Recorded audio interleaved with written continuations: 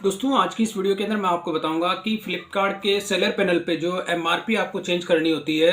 तो इसी का फर्स्ट पार्ट मैंने बताया था। फर्स्ट पार्ट के अंदर आपने देखा होगा कि जो सिंगल लिस्टिंग होती है उसकी एमआरपी आप कैसे चेंज करेंगे, और ये जो सेकंड पार्ट है उसी का, और इसी के अंदर ये जो फाइल मैंने डाउनलोड की है ये फर्स्ट पार्ट के अंदर मैं इसको बता चुका हूँ कि आप इसको डाउनलोड करने का क्या प्रोसेस है।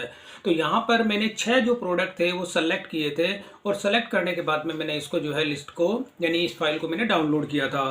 तो डाउनलोड करने पर आप देखेंगे इन जो 6 मेरे प्रोडक्ट थे उसकी एमआरपी यहाँ पे आपको देखने को मिल रही है, और सेल प्राइस भी आपको यहाँ पे देखने को मिल रही है।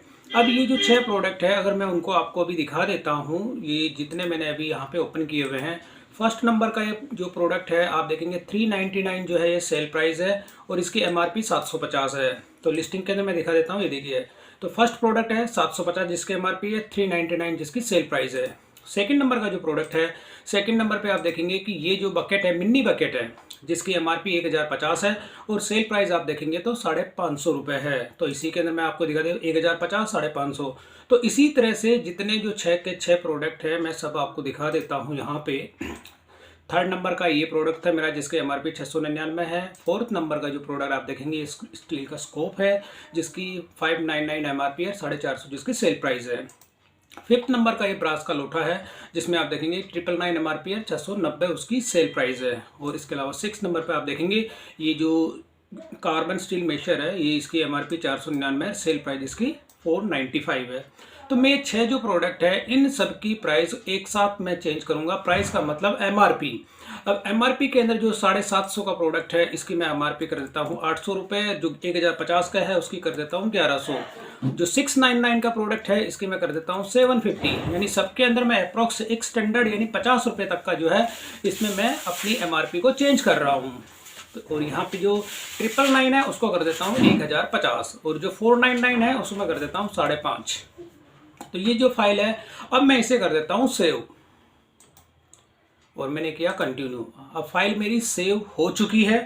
अब सेव होने के बाद में वापस मैं आ जाता हूँ अपने फ्लिपकार्ट के सेलर पैनल पे, और यहाँ पर आपको जो डाउनलोड रेडी था यानी कि जब डाउनलोड मैंने किया था अब यहाँ पे ऑप्शन आ जाता है अपलोड का।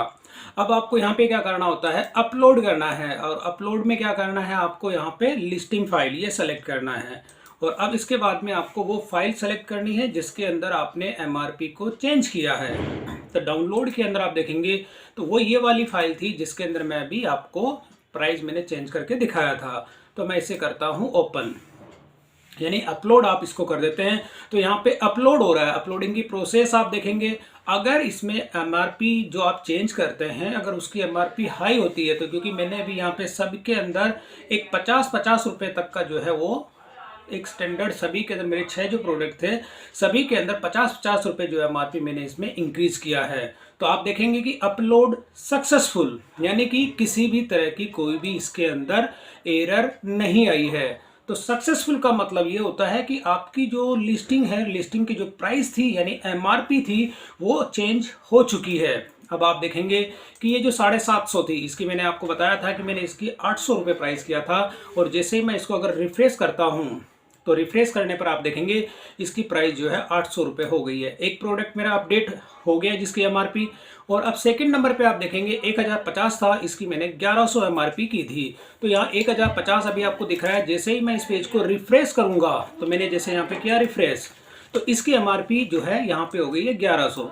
यानी कि ये एमआरपी सेकंड प्रोडक्ट है, ये भी मेरा अपलोड हो गया है, यानी इसकी एमआरपी भी चेंज हो गई है। थर्ड नंबर का है 699 है, इसकी मैंने 750 प्राइस की थी, इसे भी मैं कर देता हूँ रिफ्रेश। अभी आप देखेंगे 699 एमआरपी है, तो मैंने यहाँ पे किया रिफ्रेश। प्राइस आप देखेंगे यहाँ पे हो गई 750। अब इसी के बाद फिफ्थ ने ये फोर्थ नंबर का जो प्रोडक्ट है इसकी भी मैंने प्राइस चेंज की थी, इसको भी मैं रिफ्रेश कर देता हूँ। तो आप देखेंगे इसकी प्राइस हो गई है 650।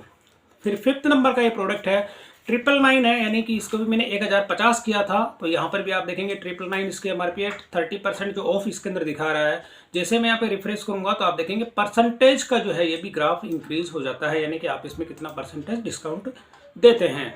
अब लास्ट का ये प्रोडक्ट है, इसकी भी मैं आपको एमआरपी चेंज करके दिखा देता हूँ। जैसे मैंने किया रिफ्रेश तो इसकी भी हो गई है 550। तो इस तरह से आप अपने जो लिस्टिंग करते हैं, लिस्टिंग का मतलब होता है कि जो भी बल्क में जो आपको फ्लिपकार्ट के प्रोडक्ट होते हैं उनकी जो एमआरपी होती है, यानी कम प्राइस अगर आप करते हैं, अगर इसी के अंदर मैं हाई प्राइस कर देता तो उस केस में आपको एरर देखने को मिलती।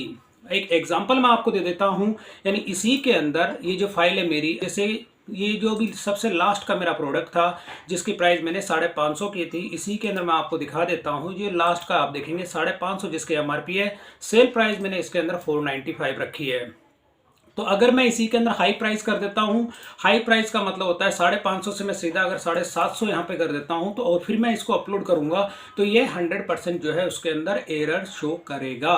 अब जैसे मान के चलो मैंने इसको किया सेव, ओके मैंने किया, यहाँ पर मैं देखिए सबसे लास्ट का जो प्रोडक्ट है उसकी मैं प्राइस यहाँ पे सीधा मैंने यहाँ पे 200 रुपये का इंक्रीज किया है।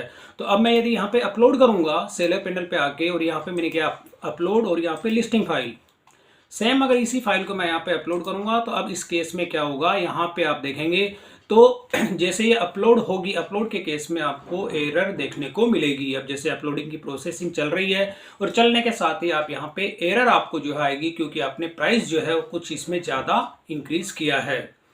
तो अब इसी का मैं दिखा देता हूँ, अभी जैसे अंडर प्रोसेसिंग है, प्रोसेसिंग जैसे कंप्लीट होती है तो अब इस केस में मैं आपको दिखाता हूँ यहाँ पे कि एरर आती है या नहीं आती है। तो आप यहाँ देखिए 100% मैंने कहा था कि एरर इसके अंदर आएगी, और एरर आपके देखेंगे जो वो प्राइस मैंने की थी यहाँ पे, तो एरर आ गया 1 of 6, यानी एक प्रोडक्ट के अंदर जो है आपकी एरर है। अगर आप उस एरर को चेक करना चाहते हैं तो आपको यहाँ से डाउनलोड का ऑप्शन होता है, फिर एक दोबारा एक्सेल की फाइल डाउनलोड हो जाएगी, और डाउनलोड होने पर आप ये जो फाइल है इसकी जगह दूसरी फाइल आपको देखने को मिलेगी, ये वाली फाइल आप देखेंगे।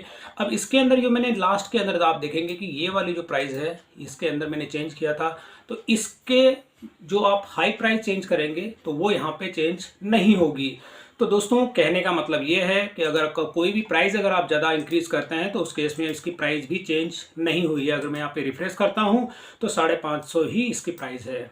तो ये चीज़ होती है, एक सिंपल सा प्रोसेस था दोस्तों कि आपको अगर बल्क में फ्लिपकार्ट की कोई भी लिस्टिंग की या एमआरपी चेंज करनी होती है तो ये स्टेप्स आपको फॉलो करनी होती हैं। तो दोस्तों वीडियो पसंद आई तो इसे लाइक और शेयर जरूर करें, और मेरे चैनल को सब्सक्राइब करना ना भूलें।